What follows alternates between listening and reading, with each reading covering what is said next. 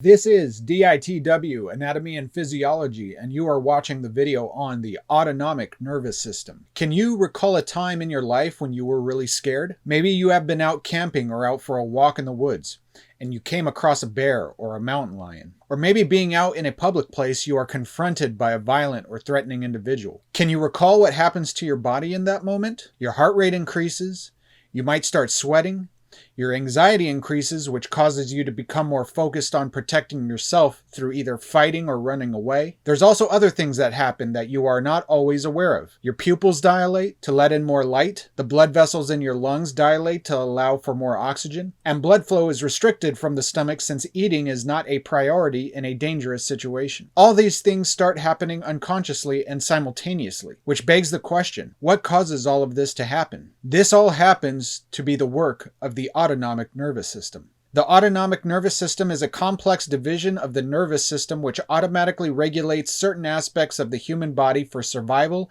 and maintaining the body's equilibrium. The autonomic nervous system automatically maintains an equilibrium of the body through two competing systems, the sympathetic nervous system and parasympathetic nervous system. When we look at the nervous system, we can divide the system into what we can consciously control and what we cannot consciously control. The part of our nervous system that we have conscious control over we call the somatic nervous system, which involves control of skeletal muscle. The part of the nervous system which we cannot control we term the autonomic nervous system, which particularly controls smooth muscle found in most organs and blood vessels and controls the secretions of certain glands. The autonomic nervous system has two divisions, one termed the sympathetic and parasympathetic nervous system. The sympathetic nervous system is involved in increasing energy usage, which involves increasing oxygen intake for energy usage. The liver will begin to break down glycogen into glucose to increase blood sugar levels. When you start using your energy, naturally your temperature increases,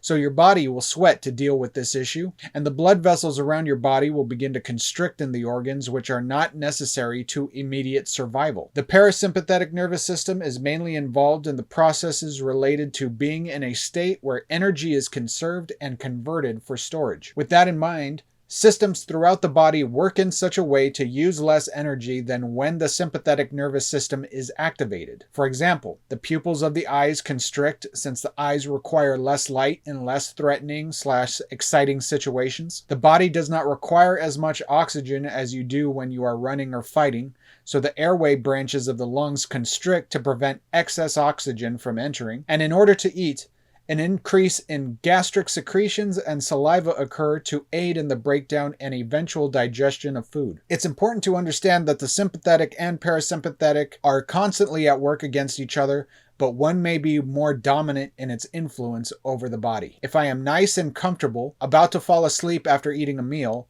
I know that the parasympathetic system is more dominant. If I suddenly upon waking see a tiger next to my bed and feel an overwhelming need to run, I know my sympathetic nervous system is dominant in its influence. Thank you so much for watching this video.